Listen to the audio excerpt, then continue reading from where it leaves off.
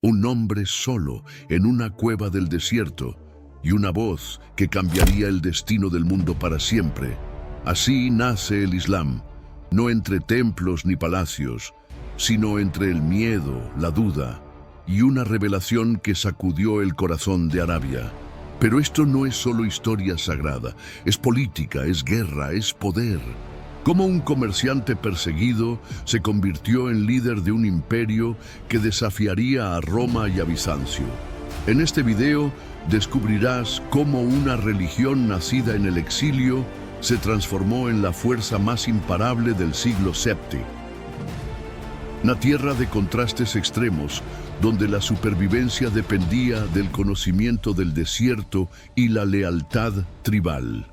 Esta península, conectada por rutas comerciales que unían los imperios bizantino y sasánida, era un crisol de culturas, religiones y tradiciones. Las caravanas que atravesaban sus desiertos llevaban más que mercancías, transportaban ideas, creencias y historias que enriquecían el tapiz cultural de la región. La Meca, situada estratégicamente en el corazón de estas rutas comerciales, había emergido como el centro neurálgico de la actividad económica y religiosa. La ciudad no solo prosperaba por su posición geográfica privilegiada, sino también por albergar la Kaaba, un santuario cúbico que atraía peregrinos de toda la península. Esta estructura, cubierta de negro y adornada con piedras preciosas, contenía más de 360 ídolos que representaban las deidades de diferentes tribus árabes. El santuario era tan sagrado que incluso las guerras tribales se suspendían durante los meses de peregrinación, creando un período de paz conocido como los meses sagrados. La sociedad árabe preislámica se organizaba en torno al sistema tribal, donde la supervivencia dependía de la solidaridad del grupo. Cada tribu tenía su propia deidad protectora, sus propias tradiciones y su propio código de honor. La poesía ocupaba un lugar central en esta cultura, y los poetas eran venerados como los guardianes de la memoria tribal. Las competencias poéticas en los mercados de Ukaz eran eventos que atraían a las mejores mentes de la época, donde las palabras se convertían en armas más poderosas que las espadas. Sin embargo, esta aparente diversidad religiosa no era completa. Junto a los politeístas, existían comunidades judías que habían encontrado refugio en la península después de las persecuciones romanas. Los cristianos, tanto nestorianos como monofisitas, habían establecido iglesias y monasterios en las fronteras de la península. Más intrigante aún era la presencia de los hanifs, individuos que habían rechazado el politeísmo tribal para buscar al Dios de Abraham, practicando una forma primitiva de monoteísmo que prefiguraba la llegada del Islam. La posición de la mujer en la sociedad preislámica era compleja y variada, mientras que algunas mujeres como Khadija, que más tarde se convertiría en la esposa del profeta, gozaban de considerable autonomía económica y social, otras vivían bajo restricciones severas. La práctica del infanticidio femenino existía entre algunas tribus, reflejando las duras realidades económicas del desierto. Sin embargo, también existían mujeres líderes, sacerdotisas y poetisas que desempeñaban roles importantes en sus comunidades. Este contexto complejo sería fundamental para comprender las reformas que el Islam introduciría más tarde. En el año 570 de la era cristiana, cuando el mundo conocido se debatía entre los imperios de Bizancio y Persia, nació en la Meca un niño que cambiaría para siempre el curso de la historia humana. Muhammad ibn Abdullah pertenecía al clan de los Hashim, una rama respetada de la poderosa tribu Quraysh que controlaba la ciudad sagrada. Sin embargo, su llegada al mundo estuvo marcada por la tragedia. Su padre, Abdullah, había muerto antes de su nacimiento, dejando a su joven madre, Amina, para criar sola al futuro profeta. La muerte prematura de su padre fue solo el primer golpe del destino. Según las costumbres aristocráticas de la época, El pequeño Muhammad fue enviado al desierto para ser criado por una nodriza beduina llamada Halima. Los nómadas del desierto eran conocidos por su árabe puro y su resistencia física, cualidades que los urbanitas de la Meca valoraban para sus hijos. Durante sus primeros años, entre los Banu Saad, Muhammad desarrolló esa conexión profunda con el desierto que más tarde se reflejaría en sus revelaciones, llenas de metáforas extraídas de la vida nómada. A los 6 años, cuando finalmente regresó con su madre, la tragedia volvió a golpear. Amina murió durante un viaje a Medina, dejando al niño completamente huérfano. Su abuelo paterno, Abd al-Muttalib, se hizo cargo de él, pero la felicidad fue breve. 2 años después, el anciano también falleció y Muhammad pasó a la protección de su tío paterno, Abu Talib, quien se convertiría en una figura paterna fundamental en su vida. A pesar de no compartir las creencias religiosas de su sobrino en el futuro, Abu Talib lo protegería incondicionalmente hasta su muerte. La juventud de Muhammad se caracterizó por una integridad moral que le valió el apodo de Al-Amin, el digno de confianza. En una sociedad donde el comercio era el corazón de la vida económica, la honestidad no era solo una virtud personal, sino una necesidad práctica. Los comerciantes que no inspiraban confianza no podían prosperar en un mundo donde los acuerdos se sellaban con la palabra y los viajes comerciales podían durar meses. Muhammad se distinguía no solo por su honestidad en los negocios, sino también por su capacidad de mediación en disputas tribales, una habilidad que demostraba su sabiduría natural y su comprensión profunda de la naturaleza humana. Su reputación llegó a oídos de Khadija bint Khuwaylid, una viuda rica y respetada que dirigía su propio negocio comercial. Khadija era excepcional para su época, una mujer que había heredado y expandido la riqueza de su familia, manteniendo su independencia en una sociedad patriarcal. Cuando contrató a Muhammad para liderar una de sus caravanas a Siria, no solo estaba buscando un empleado competente, sino evaluando las cualidades de un posible esposo. El éxito de esa expedición comercial, tanto en términos económicos como en la demostración del carácter de Muhammad, la convenció de que había encontrado a su compañero ideal. Su matrimonio, cuando él tenía 25 años y ella 40, se basaba en el respeto mutuo, el amor genuino y la compatibilidad intelectual. Khadija no solo le proporcionó estabilidad económica, sino que se convertiría en su primera seguidora y su mayor apoyo durante los momentos más difíciles de su misión profética. En las afueras de la Meca se alza el monte Hira, una formación rocosa que durante siglos había servido como refugio para aquellos que buscaban la soledad y la reflexión. En una de sus cuevas, Muhammad había desarrollado la costumbre de retirarse durante el mes de Ramadán para meditar y reflexionar sobre el estado de su sociedad. A los 40 años, en el año 610 d.C., durante una de estas retiros espirituales, su vida cambió para siempre. La noche del 27 de Ramadán, conocida como Laylat al-Qadr, la noche del destino, el arcángel Gabriel se le apareció con un mensaje que resonaría a través de los siglos. La experiencia fue intensa y aterradora. Gabriel, conocido en árabe como Jibril, se presentó ante Muhammad con una presencia tan abrumadora que el futuro profeta sintió como si su pecho fuera comprimido. «Iqra, lee», le ordenó el ángel. Muhammad, que como la mayoría de los árabes de su tiempo no sabía leer ni escribir, respondió con angustia: «No sé leer». El ángel lo abrazó tan fuerte que Muhammad sintió que se ahogaba y luego repitió la orden. Después de 3 veces, Gabriel recitó las primeras palabras del Corán. «Lee en el nombre de tu Señor que creó. Creó al hombre de un coágulo de sangre. Lee, tu Señor es el más generoso, que enseñó por medio de la pluma, enseñó al hombre lo que no sabía. Corán 96:1-5. Cuando la visión terminó, Muhammad descendió de la montaña temblando, confundido y abrumado por lo que había experimentado. Su primera reacción no fue de júbilo, sino de terror. ¿Había perdido la razón? ¿Era esto obra de los genios que los árabes creían habitaban en lugares solitarios? Su mente racional luchaba por procesar una experiencia que desafiaba todo lo que conocía sobre la realidad. Llegó a casa y se dirigió directamente a Khadija, pidiéndole que lo cubriera con mantas mientras le contaba lo sucedido.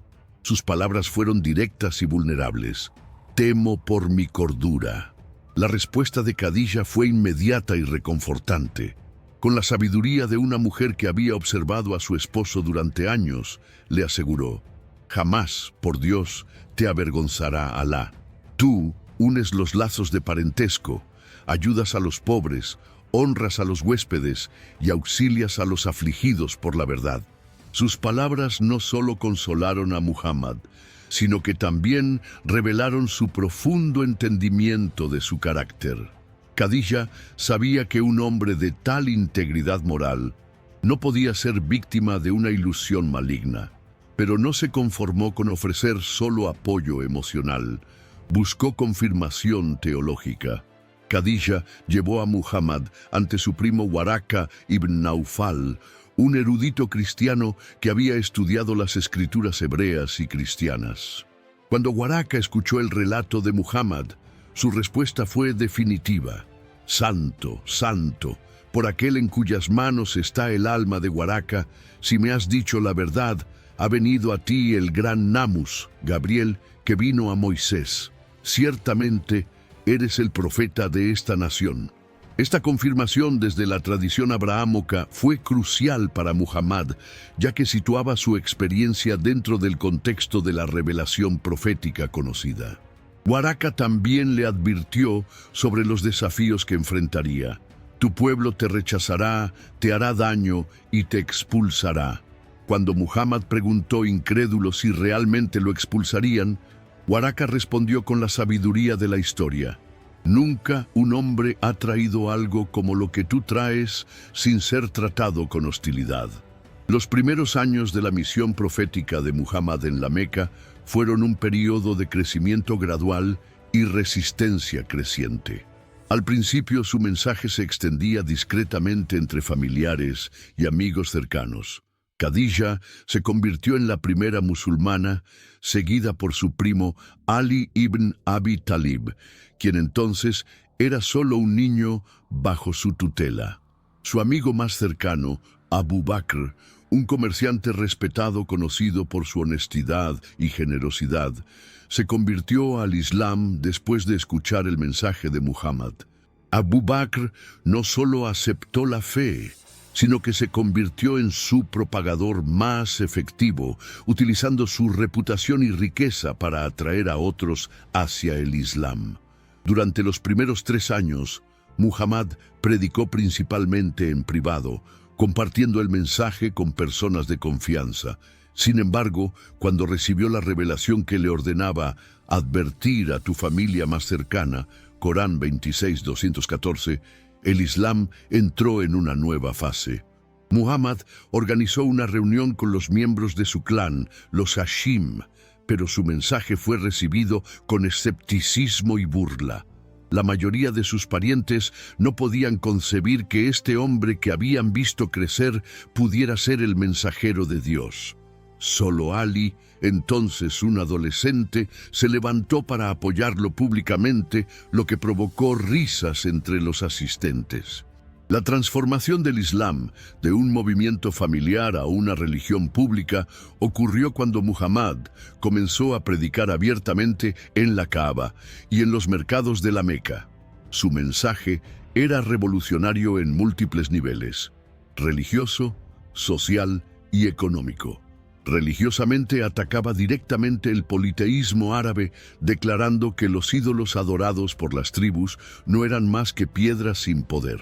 Socialmente, predicaba la igualdad fundamental de todos los seres humanos ante Dios, desafiando las jerarquías tribales establecidas. Económicamente, condenaba las prácticas comerciales injustas y exigía justicia para los pobres y oprimidos. La élite de la Meca, especialmente la tribu Quraysh, percibió rápidamente la amenaza que representaba el Islam. Su oposición no era meramente religiosa, era profundamente económica y política. La Kaaba y sus rituales politeístas atraían peregrinos de toda la península, generando ingresos masivos para los comerciantes mequenses. Si el mensaje de Muhammad se extendía, no solo perderían su autoridad religiosa, sino también su base económica. Además, su mensaje igualitario amenazaba las estructuras sociales que mantenían su poder sobre las tribus subordinadas. La persecución comenzó gradualmente, pero se intensificó con el tiempo. Los musulmanes más vulnerables, especialmente los esclavos y los extranjeros sin protección tribal, fueron los primeros en sufrir. Bilal ibn Rabah, un esclavo etíope que había abrazado el Islam, fue torturado por su amo, quien lo exponía al sol del desierto con una roca pesada sobre su pecho, exigiendo que renunciara a su fe. Su respuesta, Ahad, Ahad, uno, refiriéndose a la unicidad de Dios, se convirtió en un símbolo de resistencia espiritual. La persecución se volvió tan severa que Muhammad autorizó a algunos de sus seguidores a emigrar a Abisinia, donde el rey cristiano Negus les ofreció protección. Esta primera migración, conocida como la primera Égira, demostró la universalidad del mensaje islámico y su capacidad de encontrar aliados, incluso entre los cristianos que reconocían sus raíces abrahámicas. En el año 622 d.C., cuando las persecuciones en la Meca se volvieron insoportables, Muhammad tomó una decisión que cambiaría para siempre el curso de la historia. La migración hacia Yathrib, una ciudad oasis a unos 400 kilómetros al norte. Esta migración, conocida como la Hégira, no fue una huida desesperada, sino una estrategia divina que transformaría a los musulmanes de una minoría perseguida en una comunidad organizada y poderosa. La importancia de este evento es tan fundamental que marca el inicio del calendario islámico, dividiendo la historia musulmana en dos eras, antes y después de la Hégira. La invitación a Yathrib no llegó por casualidad. Durante las temporadas de peregrinación, Muhammad había estado predicando a las tribus que visitaban la Meca y encontró oídos receptivos entre las tribus Al-Ublues y Khazraj de Yathrib. Estas dos tribus habían estado enzarzadas en guerras sangrientas durante décadas y buscaban desesperadamente un mediador neutral que pudiera traer paz a su ciudad. Los primeros conversos de Yathrib regresaron a casa como embajadores del Islam, preparando el terreno para la llegada del profeta. En una reunión secreta nocturna en Aqaba, cerca de la Meca, 75 representantes de Yathrib juraron proteger a Muhammad como protegerían a sus propias familias. La migración no fue un evento simple. Muhammad organizó cuidadosamente la salida de sus seguidores en pequeños grupos para evitar despertar sospechas. Cuando los líderes de la Meca se dieron cuenta de que estaban perdiendo a los musulmanes, decidieron actuar drásticamente. Planearon asesinar a Muhammad, enviando representantes de diferentes tribus para que la responsabilidad del crimen fuera compartida y no pudiera ser vengada por los Hashim. La noche del intento de asesinato, Ali durmió en la cama de Muhammad, cubierto con su manto verde mientras el profeta escapaba por una ventana trasera. La huida de Muhammad hacia Yathrib se convirtió en una aventura épica que demostró tanto su astucia como su fe. Acompañado solo por Abu Bakr, se dirigió en dirección opuesta a Yathrib para despistar a sus perseguidores, refugiándose en la cueva de Taur durante 3 días. Según la tradición, mientras los perseguidores registraban toda la región, una araña tejió su tela en la entrada de la cueva y una paloma anidó allí, convenciendo a los rastreadores de que nadie había entrado recientemente. Durante estos días de ocultamiento, Abu Bakr demostró su lealtad inquebrantable y Muhammad lo tranquilizó con palabras que se han vuelto inmortales. No te aflijas, Dios está con nosotros. Cuando finalmente llegaron a Yathrib, después de un viaje de 8 días, fueron recibidos con una celebración que se ha convertido en legendaria. Los habitantes de la ciudad, conocidos como los Ansar, los auxiliares, salieron a recibirlos cantando Tala'a al-Badru alaina, la luna llena se alzó sobre nosotros, un himno que aún se canta en celebraciones musulmanas. La ciudad fue renombrada como Madinat al-Nabi, la ciudad del profeta, conocida simplemente como Medina. Esta llegada no solo marcó el final de la persecución, sino el comienzo de la construcción de la primera sociedad islámica. Muhammad no llegó como un refugiado, sino como un líder que había sido invitado para transformar una comunidad dividida en una sociedad unificada bajo los principios del Islam. La llegada de Muhammad a Medina marcó el inicio de una experimentación social sin precedentes en la historia árabe. Por primera vez, los vínculos religiosos reemplazaron a los vínculos tribales como base de la organización social. La primera tarea del profeta fue establecer un lugar de culto y residencia. La construcción de la mezquita del profeta se convirtió en un proyecto comunitario donde musulmanes, tanto inmigrantes, muhajirín, como locales, ansar, trabajaron lado a lado. Esta mezquita no era solo un lugar de oración, sino el centro neurálgico de la nueva comunidad. Tribunal, escuela, hospital y lugar de consulta política. La arquitectura de la mezquita reflejaba los principios islámicos de simplicidad y funcionalidad. Construida con ladrillos de barro y palmeras como columnas, incluía apartamentos para las esposas del profeta y un patio central donde se reunía la comunidad. La orientación hacia la Meca, establecida después de la revelación del cambio de Qibla, dirección de oración, simbolizaba la independencia espiritual del Islam. Este cambio, de Jerusalén a la Meca, no solo tenía significado religioso, sino político. El Islam ya no era un movimiento que buscaba la aceptación de judíos y cristianos, sino una religión independiente con su propia identidad. La integración de los inmigrantes de la Meca con los residentes de Medina requirió una estrategia ingeniosa. Muhammad estableció el sistema de hermandad, muahat, emparejando a cada inmigrante con un local. Esta hermandad no era simbólica. Los Ansar compartían sus hogares, negocios y riquezas con los muhajirín. Abu Bakr fue emparejado con Kharija ibn Zaid, Umar con Itbán ibn Malik y así sucesivamente. Esta política no solo resolvió las necesidades económicas inmediatas, sino que creó lazos emocionales profundos que trascendían las diferencias tribales y geográficas. La diversidad religiosa de Medina presentaba un desafío único.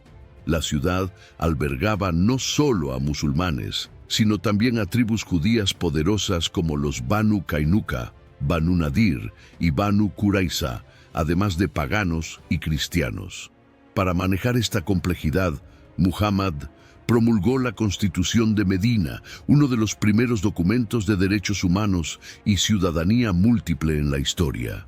Este documento establecía que todos los habitantes de Medina, independientemente de su religión, constituían una sola comunidad, umma, con derechos y responsabilidades compartidas.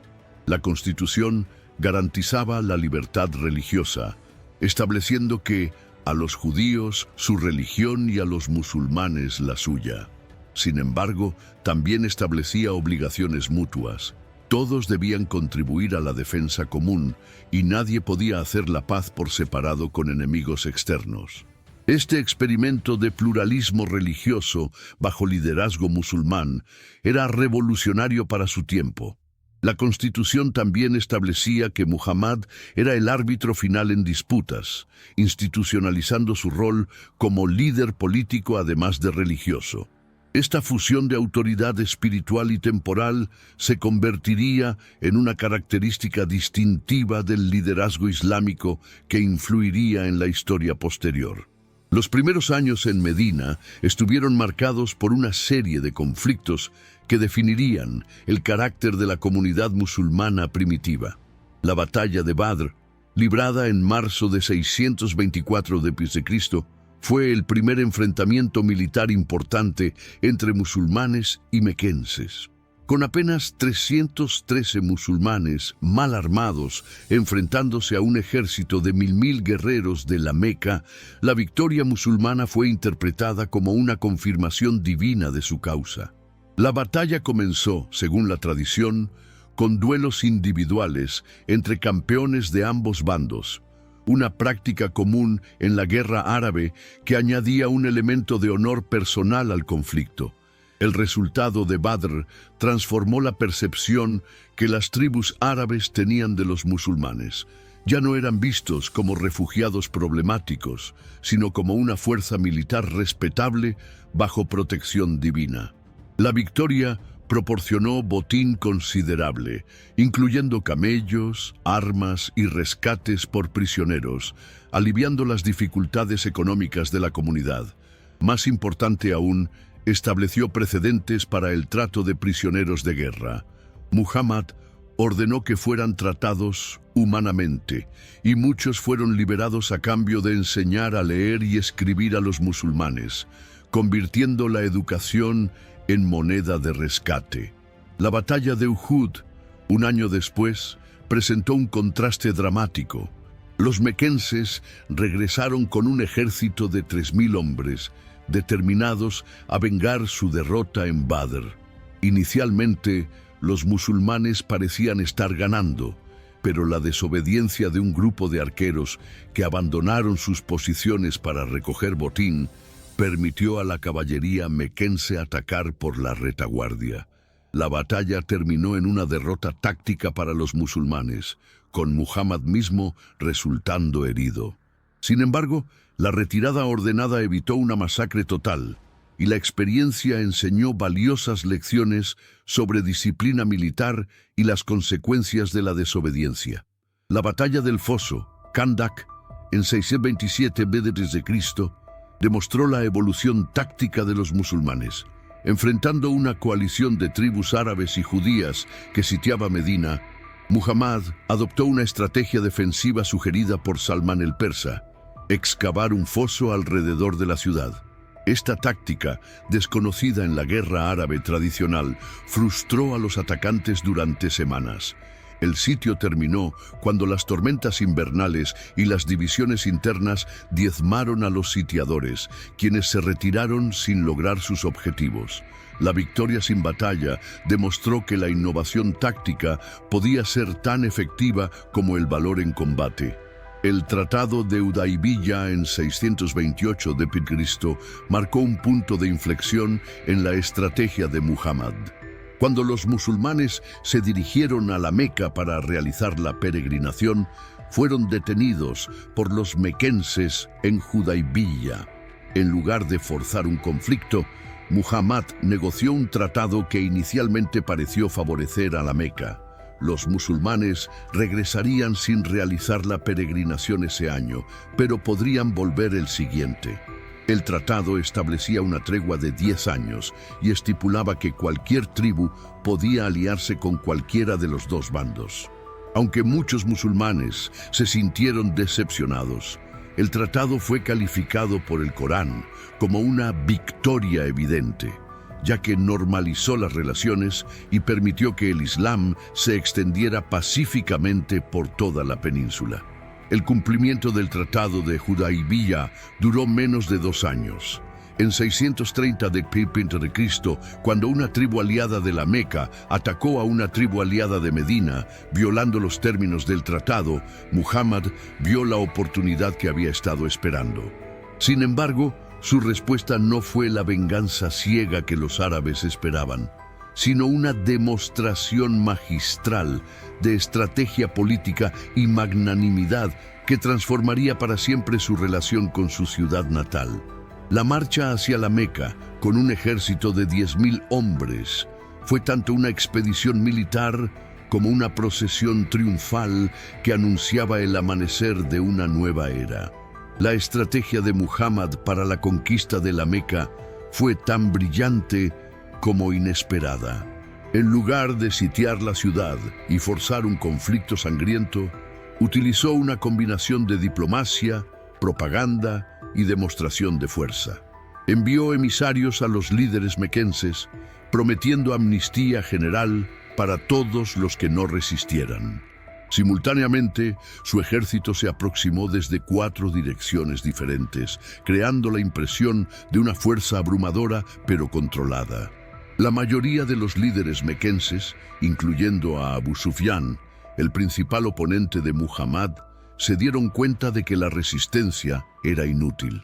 La entrada triunfal de Muhammad en la Meca, el 11 de enero de 630 d.C., fue un momento de profundo simbolismo histórico.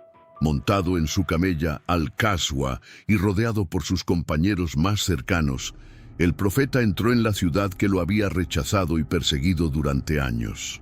Su primera parada fue la Kaaba, el santuario que había venerado desde la infancia, pero que ahora debía ser purificado del politeísmo.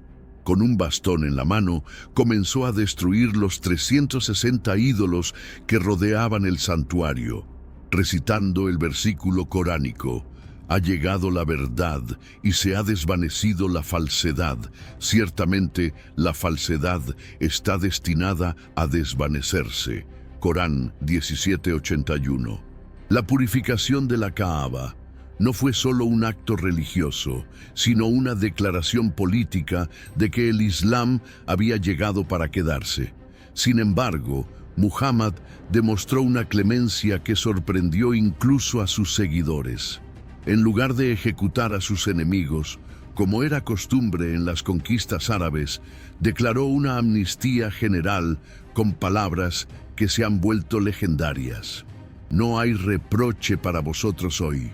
Dios os perdona y Él es el más misericordioso de los misericordiosos. Id, sois libres». Esta magnanimidad no solo evitó un baño de sangre, sino que convirtió a antiguos enemigos en aliados agradecidos. La conversión masiva de los mequenses al Islam no fue forzada, sino inspirada por la combinación de victoria militar y generosidad personal. Figuras prominentes como Abu Sufyan, Khalid ibn al-Walid, quien se convertiría en uno de los mejores generales del Islam, y Amr ibn al-As se convirtieron no solo por conveniencia política, sino por reconocimiento genuino del carácter excepcional de Muhammad. La integración de estos líderes experimentados fortaleció enormemente la capacidad militar y administrativa de la comunidad musulmana. La conquista de la Meca marcó el final de la resistencia árabe organizada contra el Islam. Las tribus de toda la península, que habían estado esperando para ver quién prevalecería en el conflicto entre Muhammad y la Meca, comenzaron a enviar delegaciones para declarar su adhesión al Islam. Esta sumisión no era meramente política, representaba el reconocimiento de que el Islam había demostrado su legitimidad divina a través de la victoria.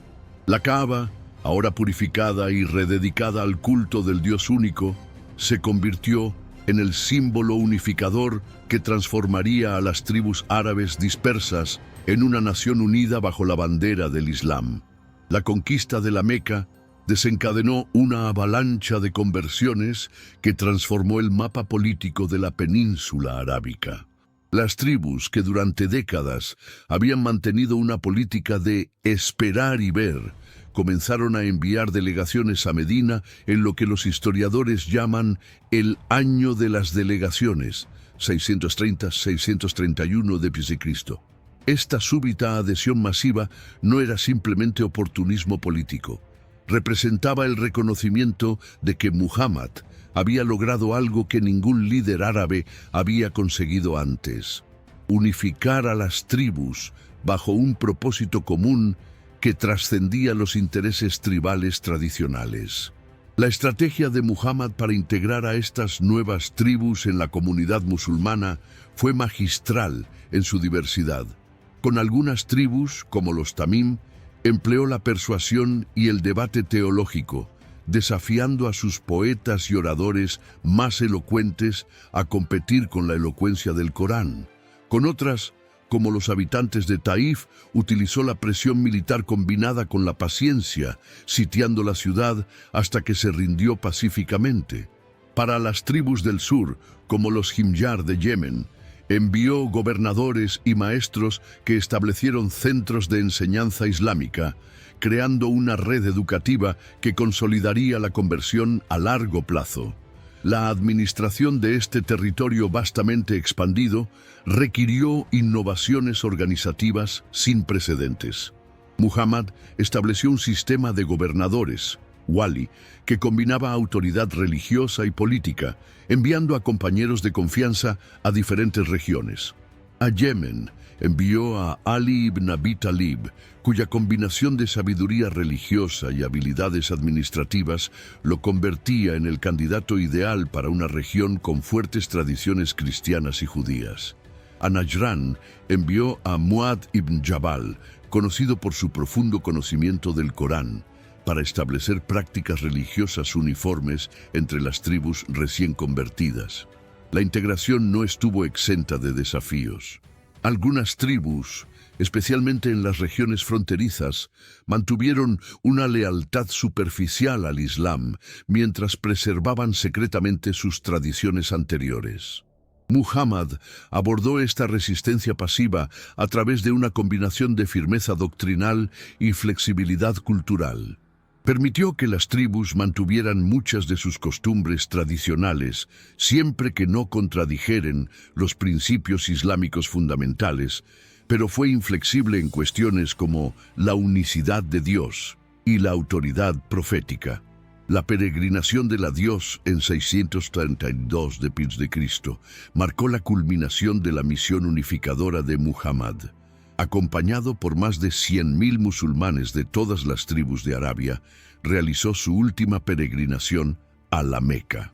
Su sermón en el monte Arafat se convirtió en un testamento espiritual que resumía los principios fundamentales del Islam. La igualdad racial.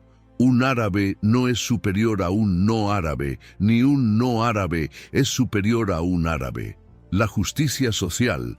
Sus vidas y propiedades son sagradas, y la responsabilidad individual ante Dios, cada uno de vosotros es responsable de sus propios actos.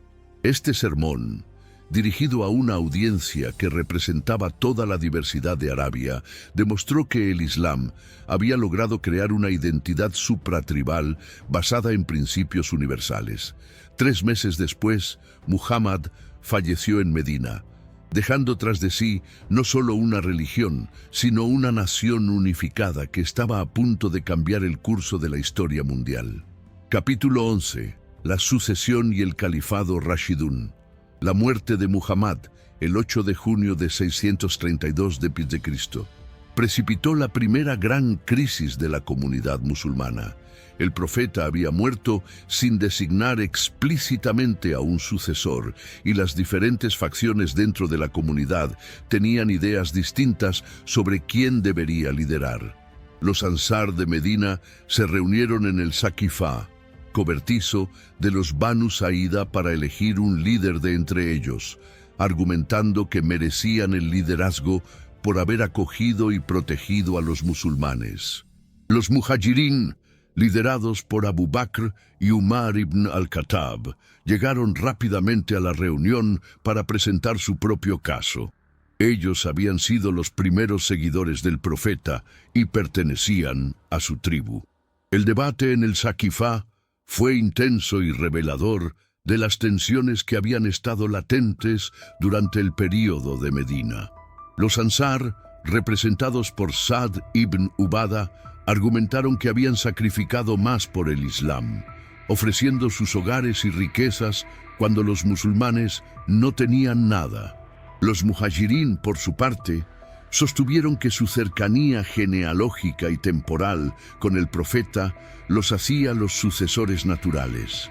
Abu Bakr resolvió ingeniosamente el dilema proponiendo que el liderazgo político correspondía a los Quraysh, como había indicado el profeta, pero que los Ansar serían sus consejeros y ministros. Esta solución diplomática evitó una guerra civil inmediata. La elección de Abu Bakr como primer califa, sucesor, no fue unánime. Un grupo significativo de musulmanes, liderado por Ali ibn Abi Talib, creía que el liderazgo debería permanecer dentro de la familia del profeta. Ali, como primo y yerno de Muhammad, tenía credenciales impresionantes.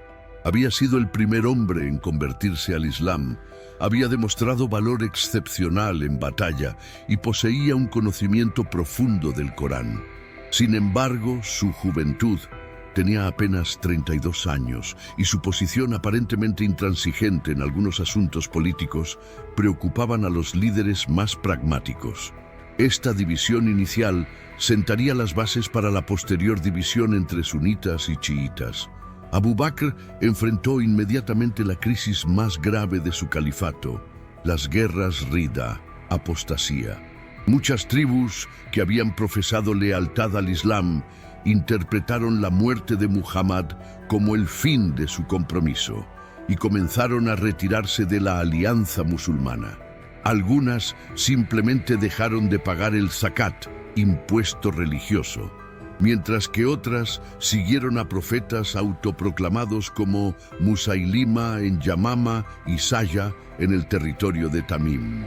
Abu Bakr, aconsejado por Umar, tomó la decisión crucial de que no habría diferencia entre abandonar la oración y abandonar el zakat.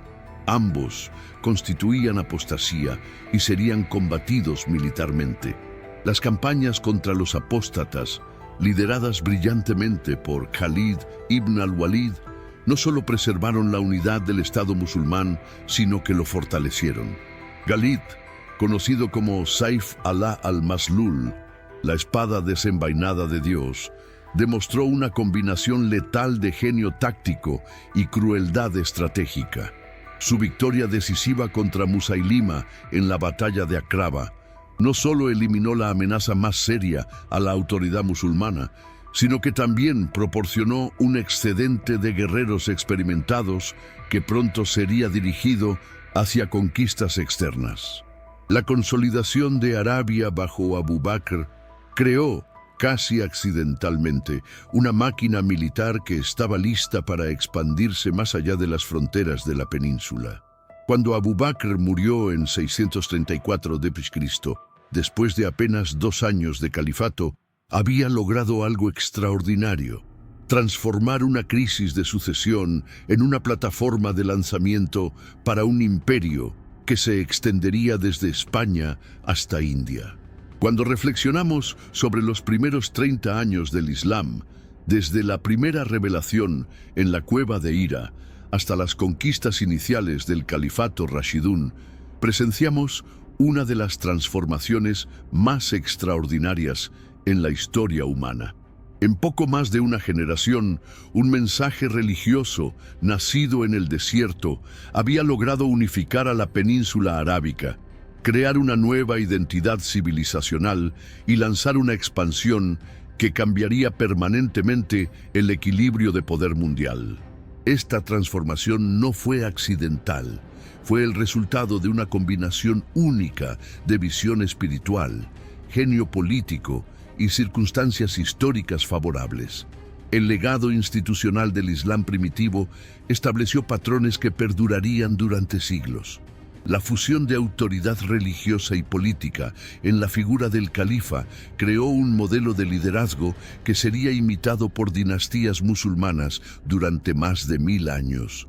La ley islámica, Sharia, basada en el Corán y las tradiciones del profeta, proporcionó un marco legal uniforme que permitió la integración de pueblos diversos bajo un sistema jurídico común. La lengua árabe, vehículo de la revelación coránica, se convirtió en la lengua franca de un imperio que se extendería desde el Atlántico hasta el Océano Índico, facilitando el intercambio comercial, intelectual y cultural a una escala sin precedentes. El impacto cultural del Islam primitivo trascendió sus fronteras geográficas y temporales. La énfasis islámica en la educación, derivada de las primeras palabras de la revelación, lee, creó una cultura de alfabetización que preservó y transmitió el conocimiento griego, persa e indio a las generaciones futuras. Los hospitales, universidades y bibliotecas del mundo islámico medieval se convirtieron en centros de innovación científica y filosófica que influenciaron el desarrollo intelectual de Europa durante el Renacimiento. La arquitectura islámica, desde la mezquita del profeta hasta la Alhambra, estableció principios estéticos que continúan inspirando a arquitectos contemporáneos. El legado social del Islam primitivo fue igualmente revolucionario. La insistencia en la igualdad fundamental de todos los creyentes, independientemente de su origen étnico o social, creó sociedades más inclusivas que sus contemporáneas bizantinas o sasánidas. La regulación de la esclavitud, aunque no su abolición, mejoró las condiciones de millones de personas esclavizadas y creó mecanismos para su manumisión que no existían en otros sistemas legales. Los derechos de las mujeres, codificados en la ley islámica, les proporcionaron protecciones legales y económicas que eran avanzadas para su época, aunque su interpretación y aplicación variarían considerablemente a lo largo de la historia. La pregunta final que debemos hacernos es, ¿cómo la mensaje de un hombre en el desierto continúa moldeando el mundo 14 siglos después? La respuesta reside en la universalidad de los principios que Muhammad articuló y la eficacia de las instituciones que estableció. El Islam no se limitó a ser una religión árabe, se convirtió en una civilización global que adaptó sus principios fundamentales a culturas tan diversas como la malaya, la turca, la africana y la europea.